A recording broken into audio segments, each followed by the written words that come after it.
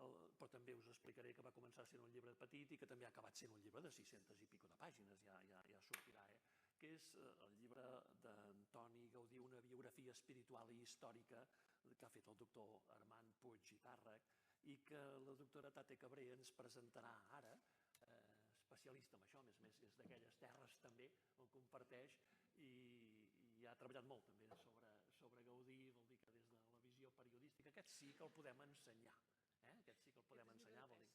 Sí. 661. Per això, he parlat de 600 i tantes pàgines, per això que jo, pobre de mi, aquí tinc una petita introducció de 12 pàgines amb un dels llibres, ja ho diré al final. Sisplau, endavant, doctora Tate, gràcies. Moltes gràcies, patrons de la Sagrada Família, Ateneu Universitari de Sant Pacià, Armand Maria. Jo comparteixo la condició de salvatana amb Armand i llavors li dic Armand Maria, com li diguem allà. Volia, després d'agrair-vos la vostra presència, voldria posar una mica a l'Armand Maria amb el context d'home històric, perquè ell està sempre amb els homes històrics, Jesús l'home històric, Gaudí l'home històric, farem el teu home històric perquè tothom et coneix com un gran erudit, un gran biblista, no hi ha evangeli ni sinòptic ni de cap tipus que no hagis analitzat. El seu currículum té 30 pàgines de títols que no s'acaben mai. Jo me'n recordo perfectament quan jo era petita i el meu pare deia a l'Armand ara l'han enviat de rector a Guimerà. Clar, l'envien a poblets petits perquè així pot escriure. La seva dèria sempre havia sigut escriure. I quan m'he repassava el seu currículum veia que has estat rector, em sembla que els poblets més petits de la diòcesi de Tarragona, perquè un munt de poblets petits que ja és això. Així et deixaven una mica tranquil·let i podies fer... És que és increïble la quantitat de temes que ha tocat l'Armand Maria i us aconsello que aneu a la Viquipèdia, que està tot referenciat. Jo us volia parlar de la Selva del Camp, que està al costat de Reus, i llavors Gaudí hi tenia un gran amic que era mossèn Antoni Fons i Gondolbeu, que era un capellà que quan el bisbe de Reus, el Bonaventura Grau i Vallès Pinós, el van designar bisbe d'Astorga, doncs se'n van portar un munt de capellans de la seva confiança, perquè abans havia sigut canonge de Tarragona, a Astorga. I entre ells es va portar un capellà que era encara seminarista de la Selva del Camp, que era de Cal Pastelero, que és una família que hi ha al carrer Major de la Selva, i llavors aquest mossèn es va fer molt amic de Gaudí i el feia com d'introductor a tot l'ambient d'Astorga i després Gaudí es va anar introduint amb els devotines de Lleó.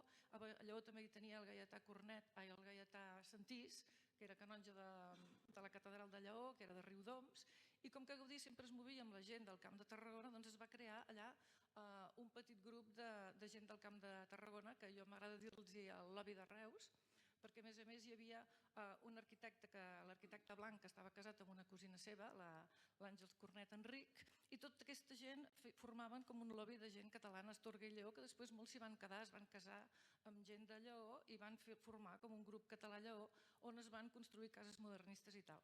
Però a més d'aquest mossèn Antoni Fons, teníem a la Selva el Josep Maria Cúgol i Montner, prevere, organista de Santa Maria del Mar, compositor dels gojos de la Verge de Misericòrdia, que en parlem molt últimament perquè el mantell de la Capella de l'Assumpte està inspirat, segons el doctor Puig, amb el mantell de la Verge de Misericòrdia de Reus, d'on Gaudí era molt devot i a més va fer el projecte del Santuari de Misericòrdia que després li van rebutjar i va quedar ferit de mort en el seu reusenquisme.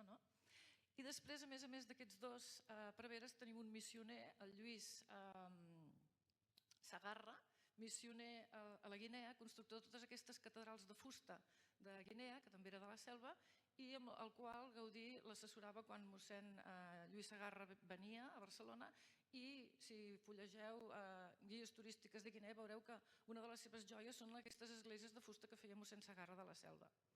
Però és que no s'acaba aquí. A la Selva, a part d'avui en dia tenim l'Armand Puig, biblista i teòleg de referència, a més d'aquests preveres que us he dit, teníem l'Eufemià Fort, gran historiador, que va reconstruir el projecte de Gaudí, Toda i Güell per la reconstrucció de Poblet, i quan va tenir diners suficients després d'acabar la seva carrera com a diplomàtic, Eduard Toda s'hi va instal·lar i una altra persona que estava a la Selva significada, el Quim Guiter, el va ajudar a refer Poblet. I precisament quan van agafar pres el cardenal Vidal i Barraquer, gran amic de Gaudí, que li va salvar una mica la crisi del 1921, donant-li diners i posant la primera pedra de la nau central aquí, doncs el cardenal Vidal i Barraquer, quan el van segrestar els de la FAI de Vimbodí, va ser el Quim Guiter, que estava a Poblet, que va trucar ràpidament a Ventura Gasol, que estava a la Generalitat, i Ventura Gasol li va enviar uns policies perquè el salvessin, i gràcies a això es va poder salvar Vidal i Barraquer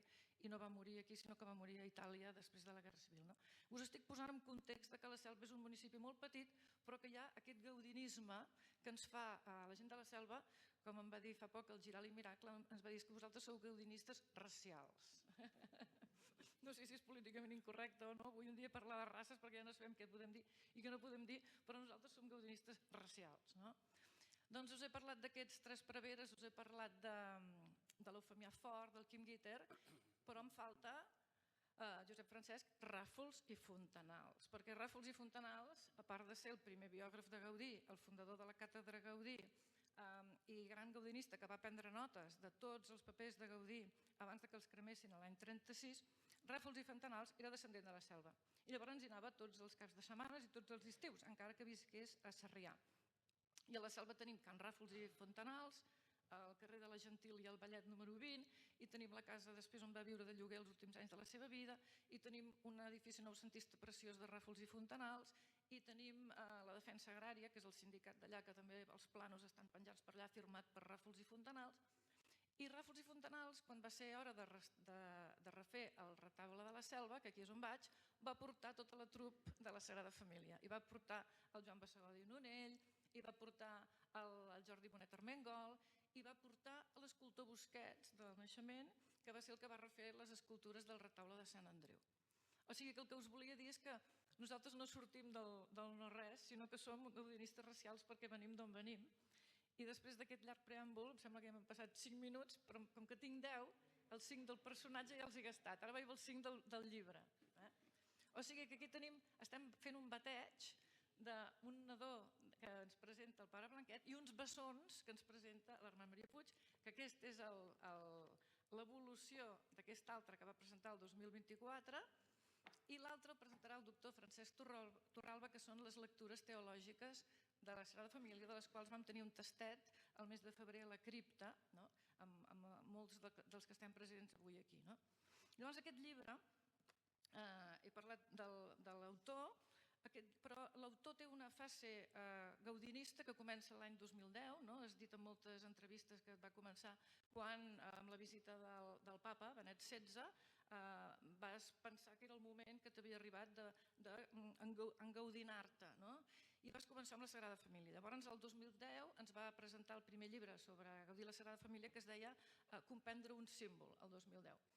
Es va traduir ja de seguida a 4 idiomes, va ser tot un èxit, i llavors al cap de 3 anys, juntament amb el Jordi Bonet, que era quan el Jordi Bonet plegava perquè el substituís el Jordi Faulí, llavors el 2013 l'Armand i el Jordi Bonet a 4 mans van fer un llibre que es deia Antoni Gaudí, Arquitectura i Símbol. Aquest llibre també va ser un èxit, perquè tots aquests llibres que estàs fent es converteixen en bestsellers. Jo em congratulo molt perquè els considero una petita joia i tots es converteixen en bestsellers. Tots estan traduïts a 4 llengües. Em sembla que el primer ja té 6 edicions. És una cosa increïble, tractant-se de llibres molt erudits. Doncs després d'aquest segon llibre, a 4 mans amb el doctor Jordi Bonet, llavors l'any 2024 vas treure la primera biografia, que és el Gaudí, vida i obra, que és aquesta, que és una de 200 i pico pàgines, perquè l'Armand Maria en aquell moment s'havia empapat de biografia després dels primers llibres sobre la Sagrada Família per presentar la posició de la que ens ha parlat abans la Mònica per la causa de beatificació de Gaudí al dicasteri de les causes dels sants del Vaticà. Llavors, com que la posició o documentació que s'ha de presentar per destacar les virtuts heroiques de Gaudí té una part de biografia del personatge, a l'Armand Maria aquesta biografia la va anar treballant i treballant en una primera fase i en una segona fase. En aquesta primera fase es fa incidència en la vida i obra del personatge i en aquesta segona fase s'incorpora tota la part espiritual. És a dir que si aquí hi havia 100 i pico cites al peu de pàgina, aquí n'hi ha 1.200. 1.200 cites en les quals es fa gala de totes les possibles fonts.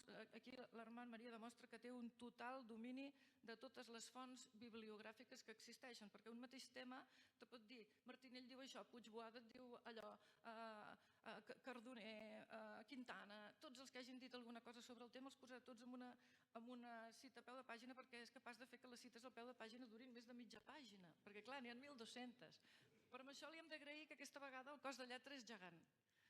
És gegant i per tant és molt amable. És un llibre molt amable de llegir. A vegades et perds amb les formiguetes de les cites, però aquesta vegada és un llibre molt amable, molt ben estructurat, que a part de tenir tantes cites, cada vegada que hi ha un capítol nou les cites comencen des de zero, així no tens que estar a la cita 900 i pico, a la cita 800 i pico, perquè a cada capítol comencen des de zero. I em queden 2 minuts. Només comentar-vos que és un llibre molt erudit, és molt pulcre, tot està... Aquest és el marxamo de la casa Puig Tàrrec, perquè, si sabeu, l'Armand Maria té una germana que es diu Roser, que és historiadora, que també es destaca en els seus llibres per aquesta pulcritud amb totes les cites, o sigui que això és el marxamo de la casa, bastant, no? I és un llibre erudit, profund, espiritual, és un llibre sine qua non a partir d'ara, serà un llibre de referència, com teníem el gran Gaudí del Bassegoda de l'any 81, doncs a partir d'ara aquest ja és un llibre de referència sine qua non, està molt actualitzat, ja les últimes incorporacions descobertes del món de Gaudí són totes, també és molt complet, totes les últimes aparicions bibliogràfiques hi són, qualsevol llibre d'interès que hagi sortit article o tesi doctoral hi està referenciada, i per acabar m'agradaria llegir-vos una cita molt bonica de la pàgina 627. Me queda un minut? 627. És molt bonica i em sembla que és una gran cloenda. Diu, Gaudí ha volat alt en tots els sentits, ha estimat la bellesa i l'ha plasmada en les seves obres. S'ha valgut de la tècnica, però ha donat primacia a l'amor. Ha cercat Déu i l'ha trobat. Moltes gràcies.